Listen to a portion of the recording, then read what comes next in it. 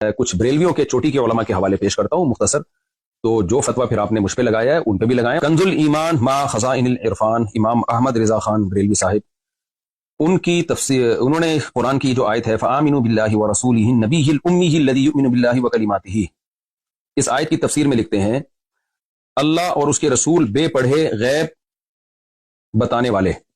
अल उम्मी का तर्जुमा उन्होंने किया बेपढ़े, हालांकि मैंने बेपढ़े, बेपढ़े का मतलब उर्दू में अनपढ़ ही समझा जाता है, जबकि मैंने तो लफ्ज बेपढ़े इस्तेमाल नहीं किया। मैंने तो कहा आप सल्लल्लाहु अलैहि वसल्लम लिखना पढ़ना नहीं जानते थे, जबकि जनाब अहमद रजा खान बरेलवी ने तो बेपढ़े का लफ्ज नबी सल्लल्लाहु अलैहि वसल्लम के लिए इस्तेमाल किया।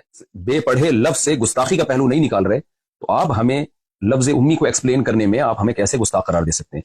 एक और हवाला मजहरुल कुरान, तफसीर मजहरुल कुरान जिल्द अव्वल में बरेलवियों के बहुत बड़े आलिम हैं शेखुल इस्लाम मुफ्ती शाह मोहम्मद मजहरुल्लाह देहलवी, ये अपनी किताब में लिखते हैं अल्लाह ताला ने मुझे यानी मोहम्मद सल्लल्लाहु अलैहि वसल्लम को पिछली किताबों में उम्मी लक़ब से याद फरमाया। आगे इसकी एक्सप्लेनेशन, इसकी रिवायत की को एक्सप्लेन करते हुए कहते हैं इसलिए कि आप अनपढ़ थे। अब आप देखें, इन्होंने तो आपके लिए अनपढ़ का लफ्ज इस्तेमाल किया, मैंने तो अनपढ़ का लफ्ज भी इस्तेमाल नहीं किया। फिर आगे कहते हैं या इस वजह से कि आप उम्मुल कुरा यानी मक्का में पैदा हुए थे, अनपढ़ होना हुजूर के लिए बड़ा फख्र है।